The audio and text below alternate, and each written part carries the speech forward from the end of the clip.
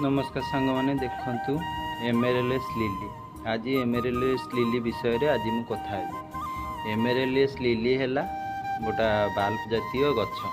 ये गछ शीत दिन को डरमेन्सी की जाए सौटू जानुआरी जो मार्च पर मार्च भितर ये गछरे फूल दिए सौटू ये गछ मु ए वर्ष रिपोर्टिंग करनी कहीं फेब्रुआरी रिपोर्टिंग करने कथा ये जानुआरी फेब्रुआरी भितर कढ़ दे देइछि बोली मु आकु रिपोर्टिंग करि पारनी। ये देखंतु एबे भी से फूलर स्टिक अछि आउ यही फूल केमिति जदि जानिबा को चाहेबे कमेंट रे जणेबे मु नेक्स्ट वीडियो रे आपण मानकु जणेबे। आसंतु आकु केमिति रिपोर्ट आकु केमिति डॉर्मेंसी रु बाहर करिया।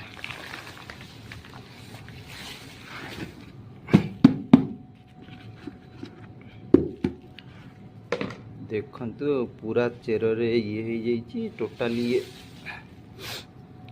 बाल्ब जातीय गछ।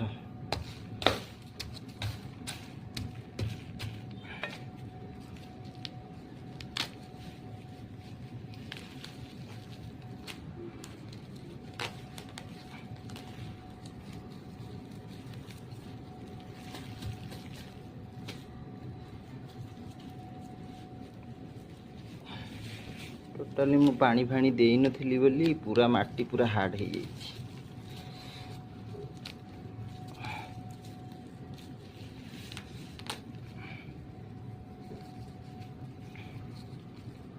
आपण बड़ बड़ ट्यूबर को मिनिमम गोटाए गामुला रे 8टा 10टा नेखा नगेई पारिबे।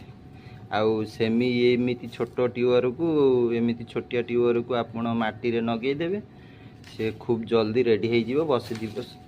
बसे दिवस भितर पछरे फूल दब आ कमेंट रे जणेबे यार फूल केमिति जदि को फ्रेंड जदि देखा पई आग्रह अछ मु वीडियो रे कहबी कमेंट रे कहबे।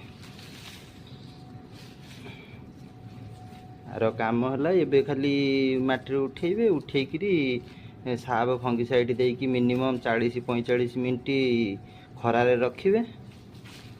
रखिला जो फंगिसाइड करिकी पानी रे बुड़ेकी रखिबे तापरे मिनिमम 3-4 दिन खंडे खरा रे आकु रखिदेबे। रखी देकी तापरे नगेई देबे माटी रे पुणी नगेई केमिति नगा हबो मु आरो वीडियो रे आपण मानकु जणेबी।